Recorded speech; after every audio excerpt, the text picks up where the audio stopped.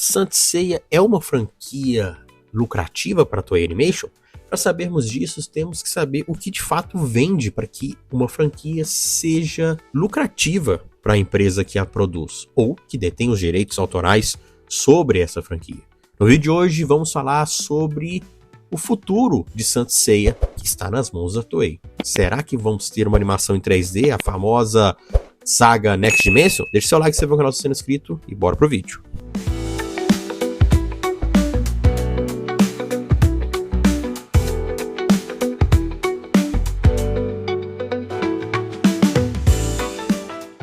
Para sabermos se uma franquia de fato fatura bem para aquela produtora, se ela rende lucro, nós temos que ver os produtos que é gerado através dessa franquia, né? Onde essa produtora, no caso a Toei Animation, tem os direitos sobre. E isso vai muito mais do que bonecos ou action figures. Então, além dos Cloth Myths, os Cloth Myths no caso aqui licenciados, ou seja, os itens da Bandai oficiais, fazem parte dessa soma aí sobre o faturamento da série, se é lucrativa ou não. Então temos os Cloth Myths e não só ficamos fechados aos produtos da Bandai que são licenciados, que produzem as figuras Cavaleiro do Zodíaco para a Bandai.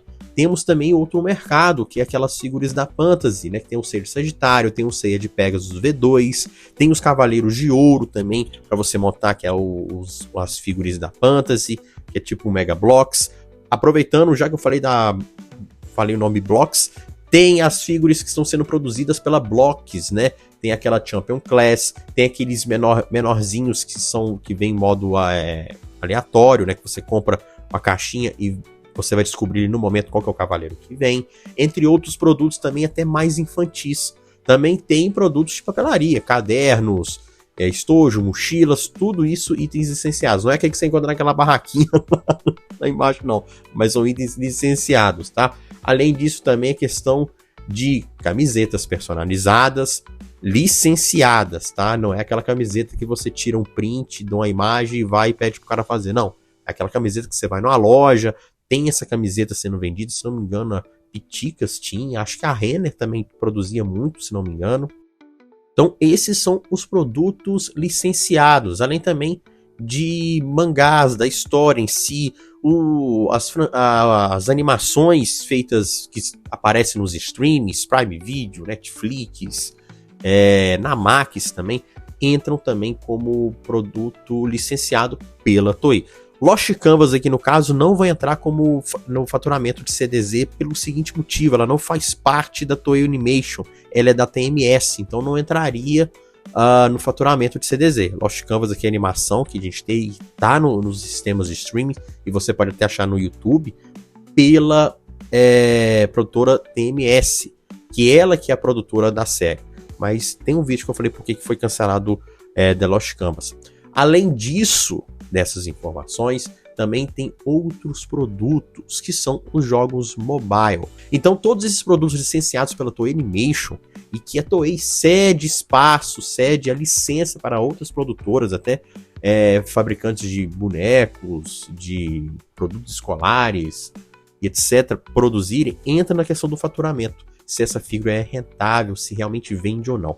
Beleza? Eu vou também aqui falar sobre aonde que CDZ configura, qual a posição dela. As animações, o filme live action que a Toei criou, produziu para a série, também entra no faturamento. A série 3D CGI, que já acabou. O filme live action, que muita gente gostou e outras também não gostaram, mas também acaba entrando. Esse filme, no caso, ele teve um impacto um tanto negativo pela sua estreia nos cinemas, mas no streaming eles conseguiram recuperar o prejuízo que o filme causou. Então, ficou tranquilo. Tem a possibilidade até de ter uma continuação, mas eu já falei sobre isso.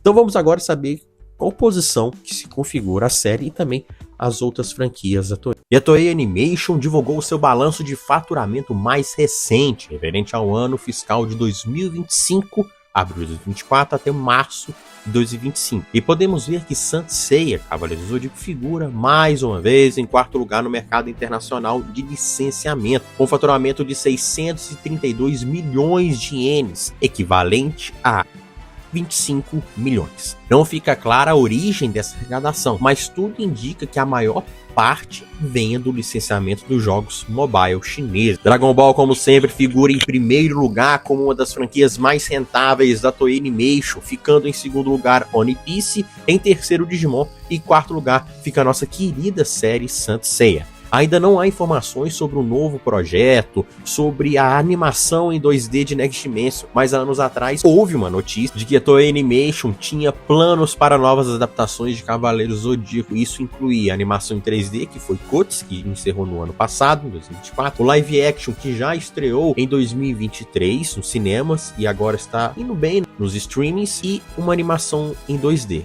Porém, essa animação em 2D não foi lançada e nem saiu mais nada sobre animação, esse projeto, e a sua produção dependeria de outros projetos da própria Toei. Muitos se dizem que este projeto em 2D poderia ser uma continuação da história original, que terminou na saga de Hades do Elysium, ou seja, poderia ser Next Dimension. Gostaram do vídeo de hoje? Aposto que você não sabia que CDZ tinha tantos produtos licenciados, né? Desde mangás, produtos de papelaria, como produtos de festa de aniversário, né? Os copinhos, camisetas e mochilas. Aposto que você já teve uma mochila de rodinha de CDZ e ia pra escola achando que estava com a urna da sua armadura de Pegasus, não era? Gostou do vídeo? Deixe seu like, se inscreva no canal se você não é inscrito e até a próxima. Fui!